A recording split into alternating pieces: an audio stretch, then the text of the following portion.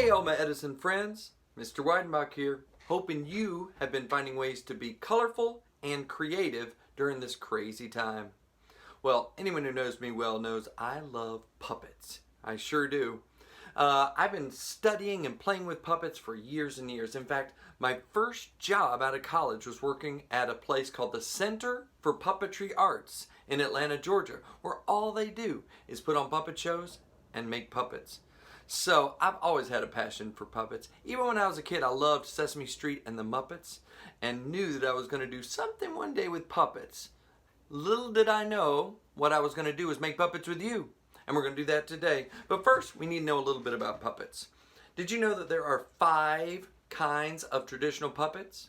Now, you might be thinking, now hold on, something's wrong here. I know there's got to be dragons and horses and butterflies and snakes and snails and cats and... No, hold on. Those are characters. What I'm talking about is 5 different ways that you can move the puppets. 5 different ways that you can manipulate the puppets.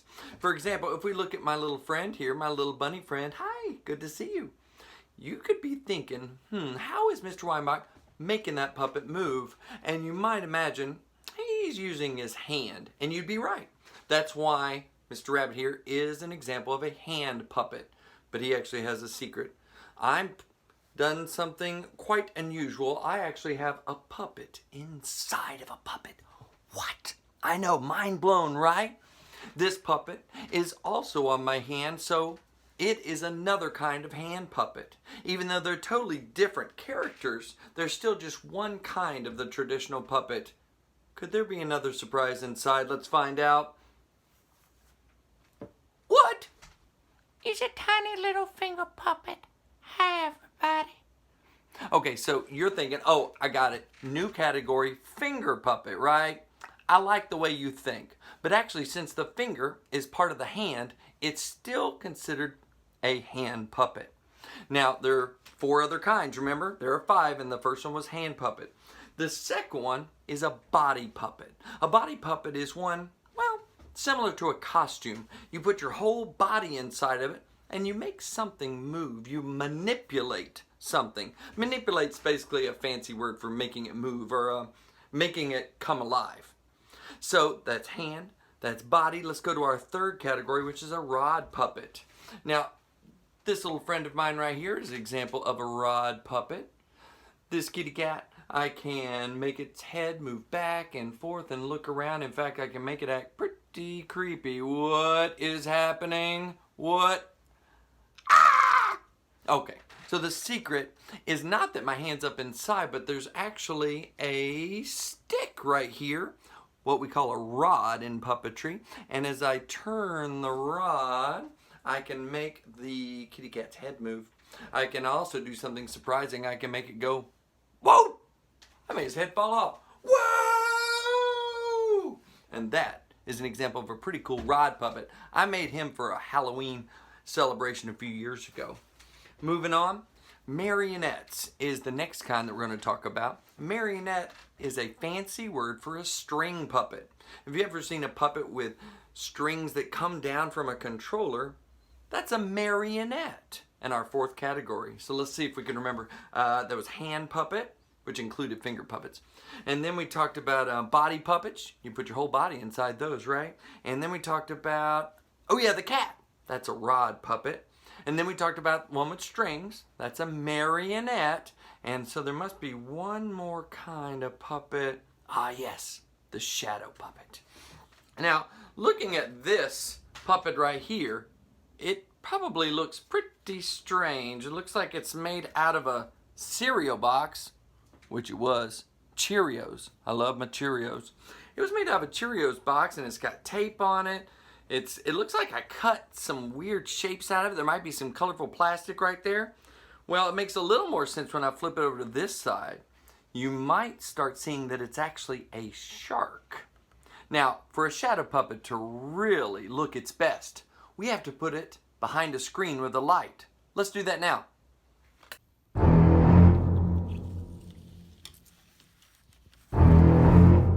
Grr, I'm a grumpy shark.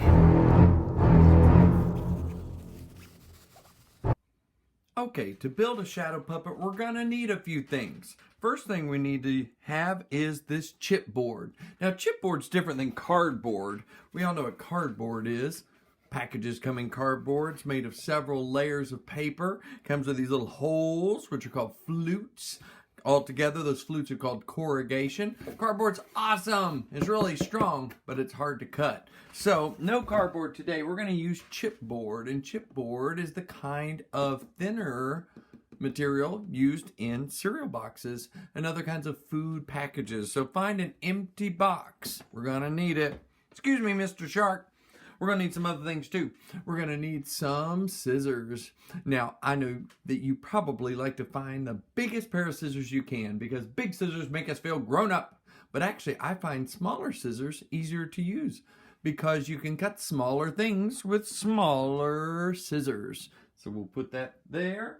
Next, we need something that will make a hole. If you have a hole punch, that's awesome. But many people will not have hole punches.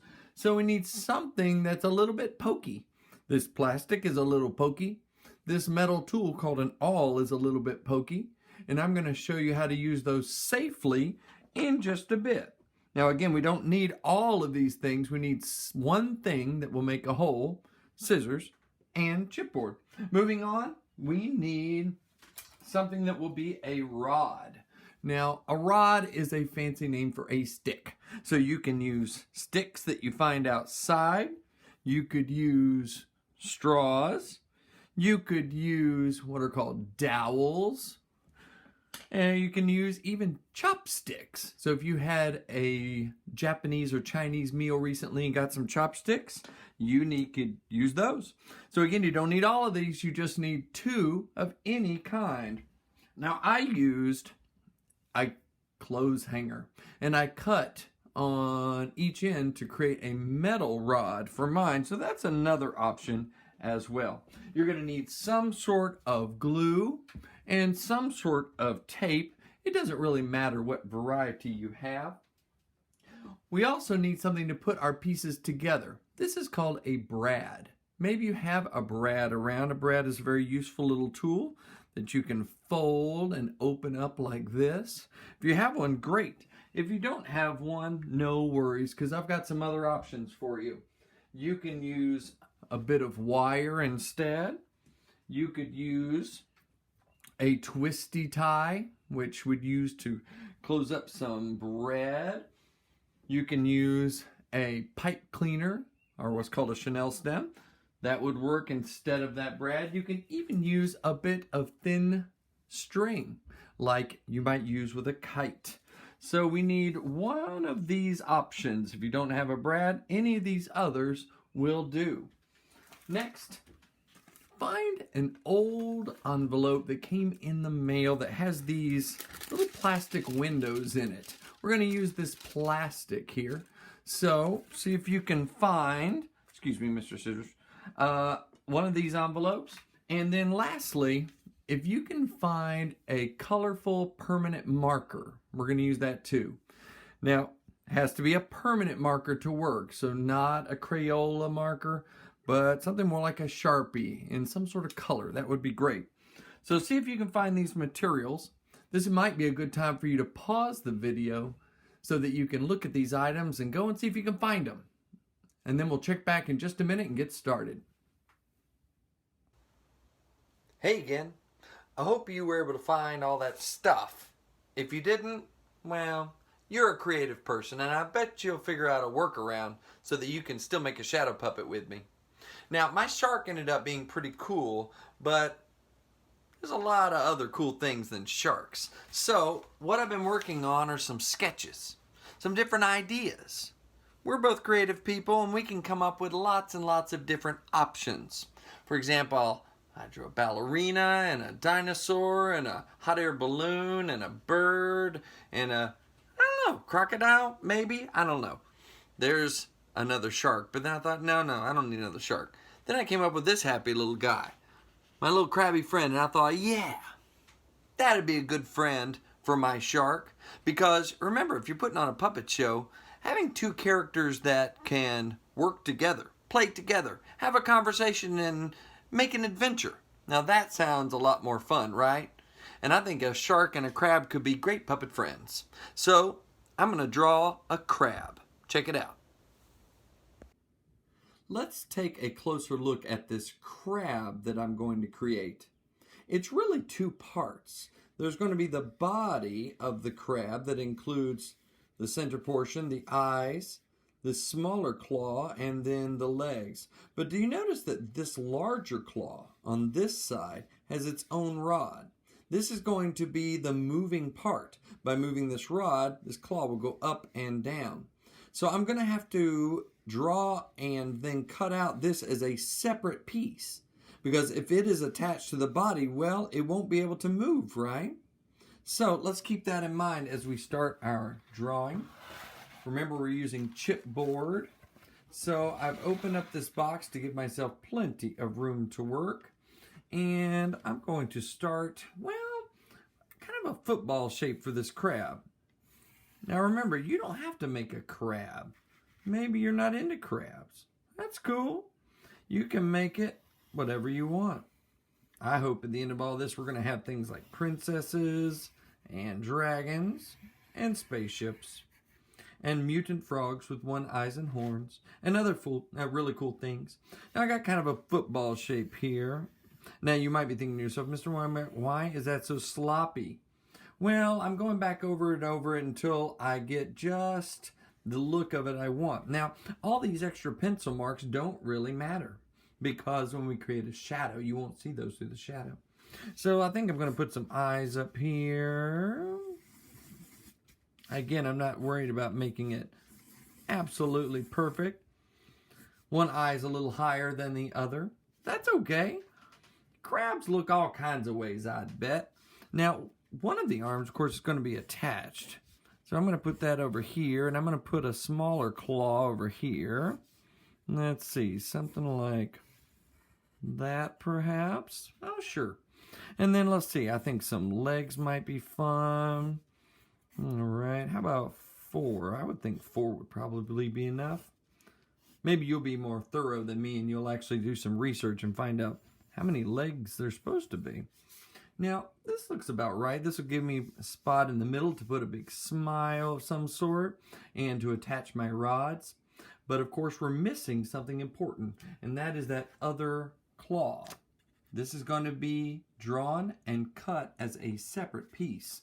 So we can put it out of place. I can even put it way up here. I can put it over here. I can put it where I want because we're going to cut it out. And then we are going to attach them together. So let's see if I can imagine what it would look like. Well, I think it would be kind of round on one side.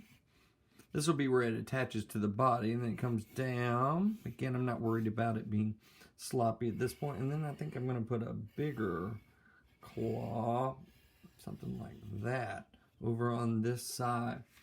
So yes, I know it looks like right now that he is in desperate need of medical care because his arm is not attached to his body. But you and I, we're going to fix that.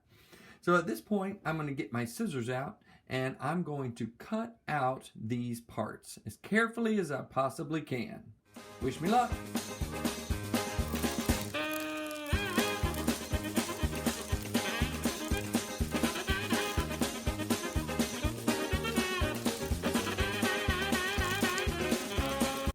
Well, I guess my secret's out. Now you know the secret of how I make so many shadow puppets. I cut really, really fast.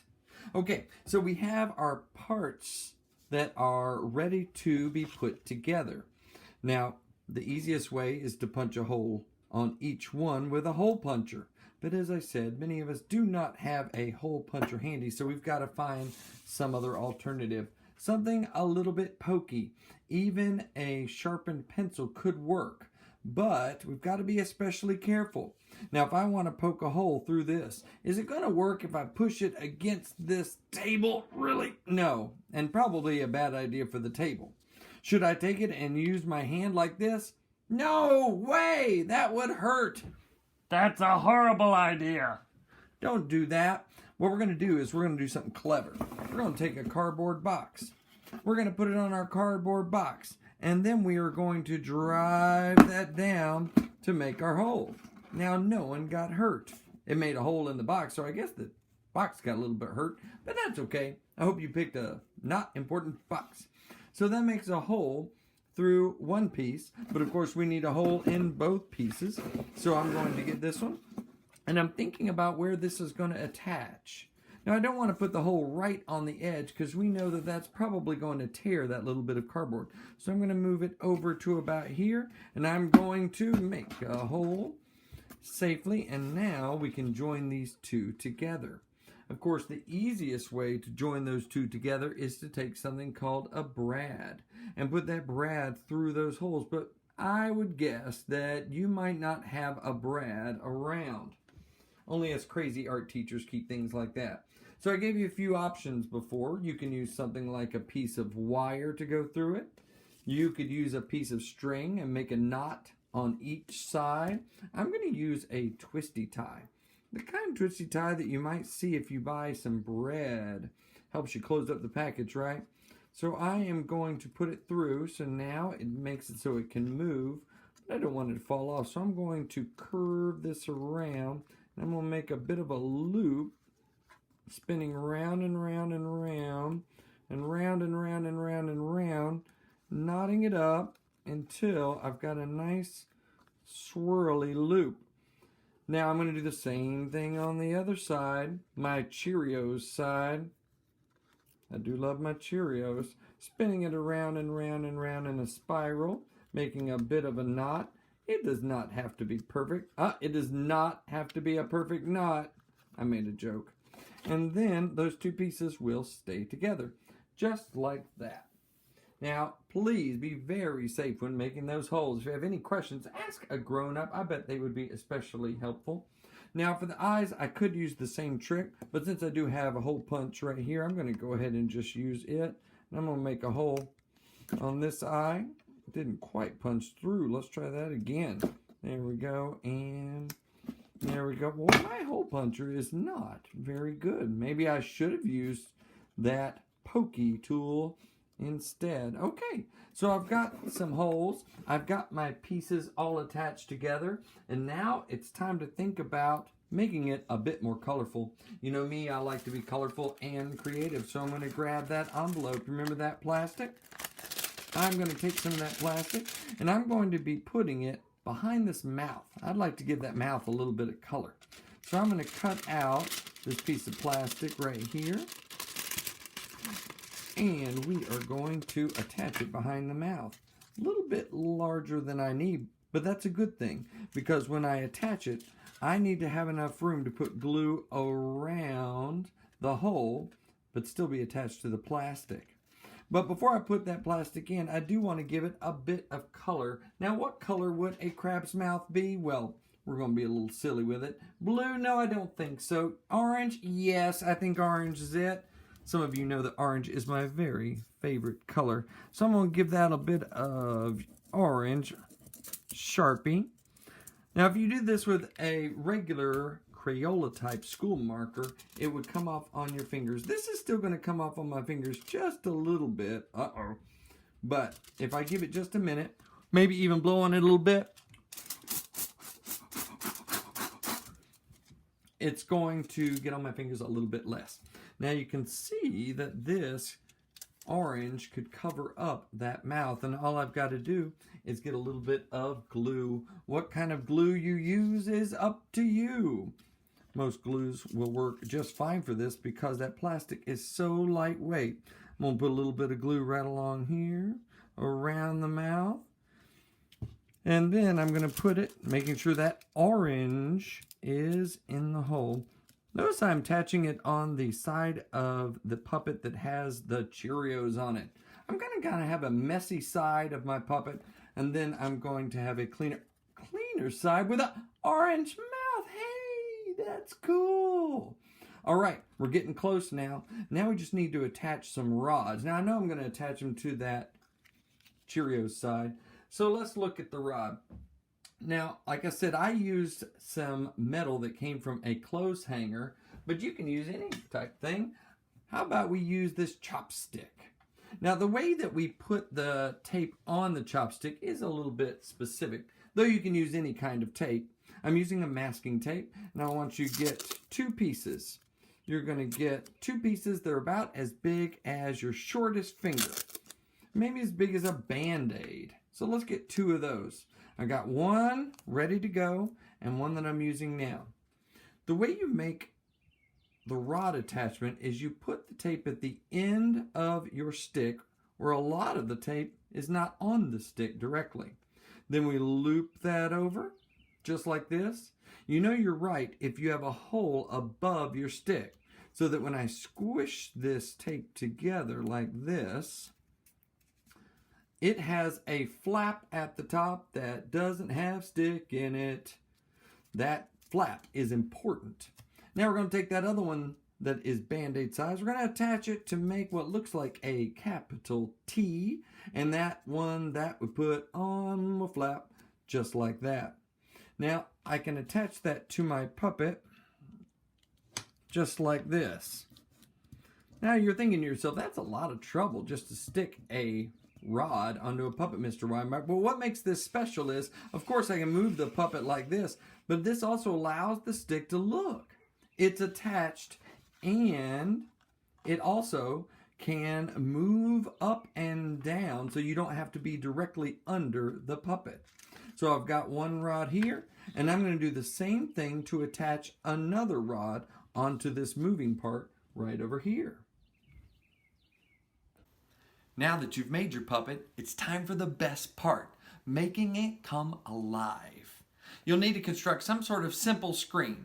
It could be just an old sheet or shower curtain strung across a door frame like this.